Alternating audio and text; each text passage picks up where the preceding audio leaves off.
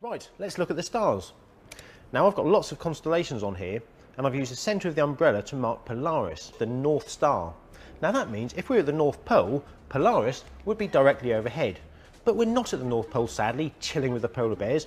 We're here in the UK, which has a latitude of about 50 degrees. So if the horizon was here and I'm looking north, then Polaris would be slightly lower in the sky around here. Right, now we know where the stars are, let's look at how they change throughout the course of a day.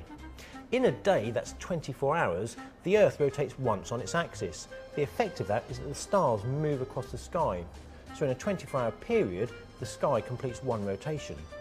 But we don't actually see all these stars during the course of one day. We only see them at night when it's dark enough for the stars to stand out. Let's add the sun onto the umbrella so you can see what I mean. We'll start by placing it in Sagittarius. Right, now we can see why we get night and day on the Earth. As the sun rises, we have daytime, and as it sets, it's night. So let's see what stars are visible at night. If we look north, we can see the northern stars, Cassiopeia, Ursa Minor and the Plough. As the Earth rotates, you can notice those stars gradually moving around Polaris throughout the night. If you look carefully, you'll notice that none of those stars seem to dip below the horizon. So no matter what month you look due north, you'll always see those stars in the sky, although they may be at a slightly different orientation. Now let's try looking south. You'll notice that the southern constellations seem to change more than those in the north. If we look south during the course of the day as the Earth rotates, we'll see different stars seem to appear and disappear as they rise and set.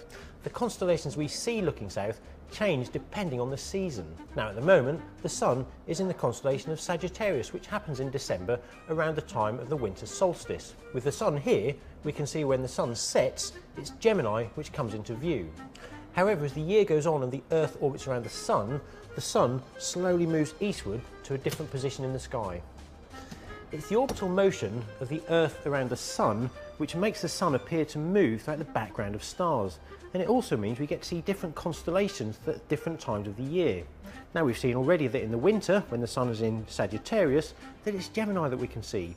So what about other times of the year? In spring, the Sun is in Pisces, and this means that when it gets dark, it's Virgo that we can see. In summer, the Sun's here in Gemini, so when the Sun sets, it's Sagittarius that's visible. And in autumn, the Sun has moved to Virgo, and so it's Pisces that's visible at night.